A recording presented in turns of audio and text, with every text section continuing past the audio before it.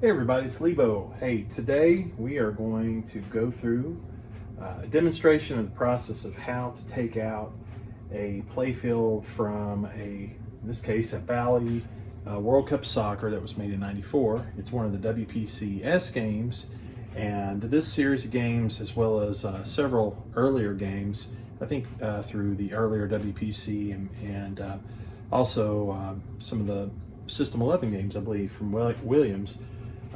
They all have a mount that is either this latch style that this one has, or some posts, or another design which needs to use a special option that goes with the PinDoc Rotisserie. So let me show you this real quick.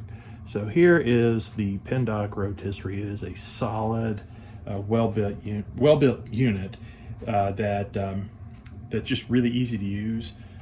Once you get your playfield up on it, it's easy to use these little knobs just to lock it in place.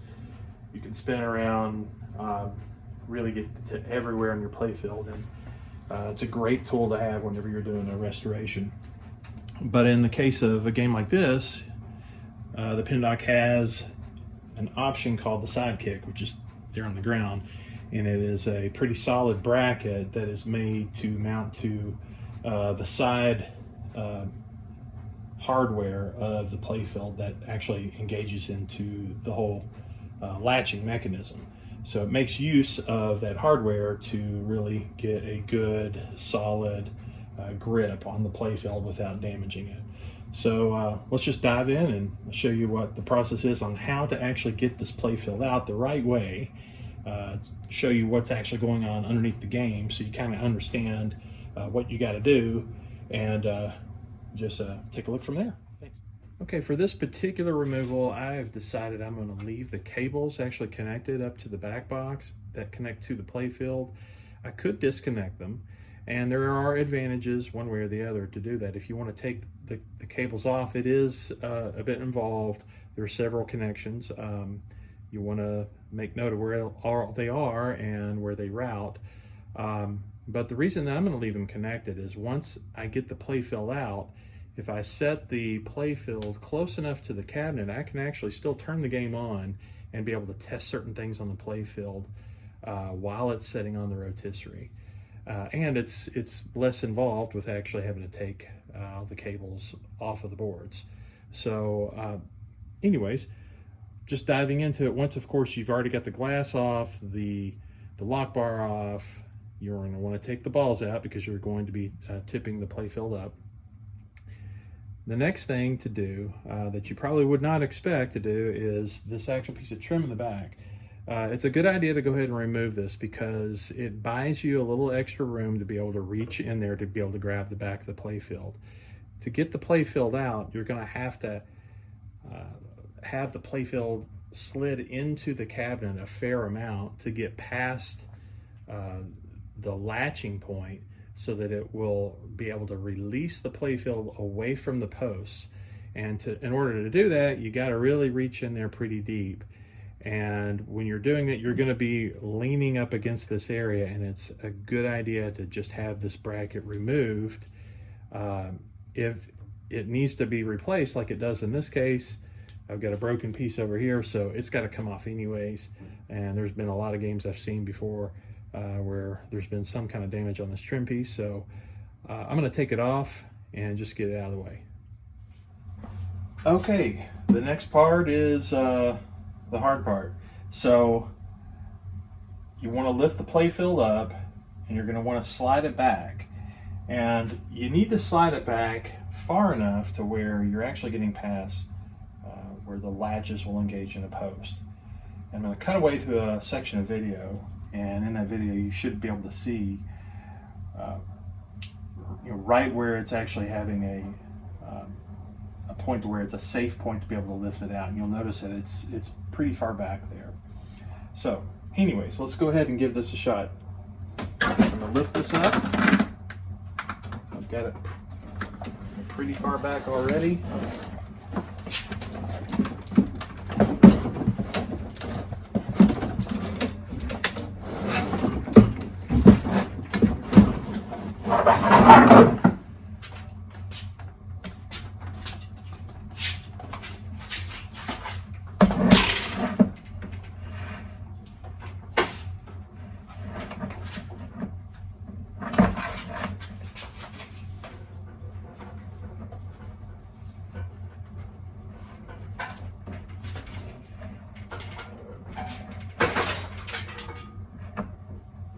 Okay, so there you have it. It's really heavy. If you can get some extra help, it's good just to be able to watch how you're coming out. The way that I've laid this down, that's nose first, and it can sit on the brackets on the end, and it can get into a situation where we can now mount the Sidekick. By positioning the Sidekick over the back end of the playfield and spanning across the hardware that is normally used to be able to pivot the playfield and latch it in place, you're basically trying to use the Sidekick to capture itself on the playfield on that actual hardware. So in this case of this WPC, this later game, you've got the whole latching mechanism, and the bolts are basically going to go through here, and then down here it's actually going through this spot here to be able to really capture the bolts. And they don't have to be tight, but they're basically just capturing the whole Sidekick to the playfield. And you might run into a situation, depending on the game that you're in, like I ran into a little bit on this one, to where you may have a clearance issue with a particular board or a feature. I had to move this one board out of the way because the body of the nut was interfering some. But these nuts do not need to be tight. In fact, it's really important that you don't make them tight, especially the ones back here, because the whole latching mechanism, you could bend it or damage it. The ones down here, they can be a little bit tighter, but once you actually get all four of them on this game, it's really contained and it's not going to go anywhere.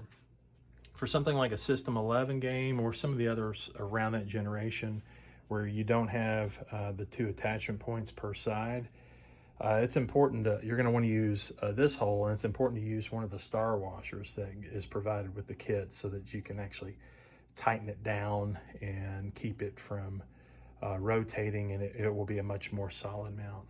So now that we've got this attached here, it's a good idea to get a helper to help lift the playfield up and get it positioned over here into the rotisserie. So you want to look for brackets and whatnot that's going to interfere with the mounting bracket of the rotisserie on the other end towards the front end of the playfield that you may want to try to go ahead and remove. In this case, these brackets here, they're really going to be in the way. So I'm going to go ahead and take those off, and to get to them, I can get to it from hold the top end of the nut underneath the apron, and I can get to the nut here and take this off. So I'm going to remove this. Okay, so we're getting real close to mounting the playfield onto the rotisserie.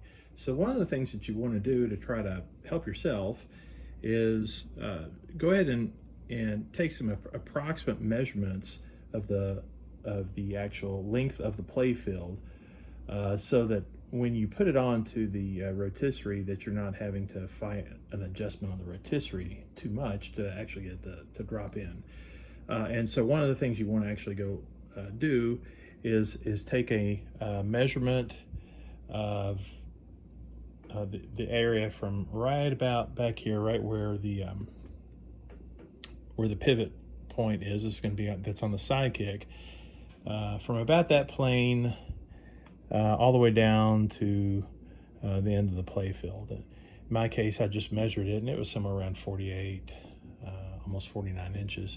And so what I'm going to want to do is that back end that is going to accept the front edge of the playfield all the way up here to the other end of it. I'm going to want to make that about that same measurement, so that when I go to put this playfield in, it goes in pretty easily.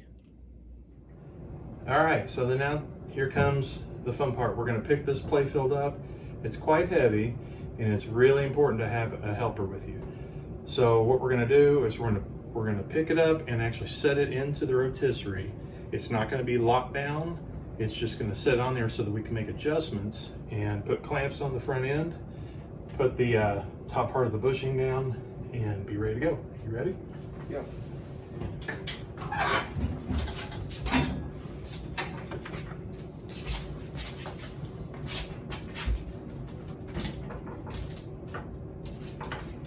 You in?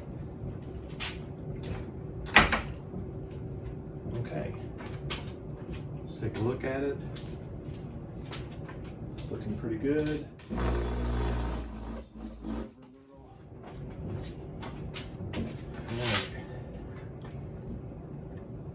Okay, so thanks. The next point of what we're going to do is we're going to take this apron off. It probably would have been better had we taken the apron off to start, so that we could actually get a little better access to everything. But we can go ahead and take it off now. We're going to put clamps on the front end, put the top part of the bushing down, and lock it all in place. Okay, so we got it all on and things have been adjusted. A couple things you want to watch for is, like on the front end, if you're using clamps, leave enough space here so that when you're rotating it around, that the body of the clamps actually clears the frame of the rotisserie. And basically the same thing on the back, especially here on this on the Sidekick. You've got the bolts and the nuts that are on the back end here. You want to have it to where you've got enough space here so that when you rotate it around, that it clears the body of the rotisserie. But there you have it. We've got a playfield mounted. Time to do some work.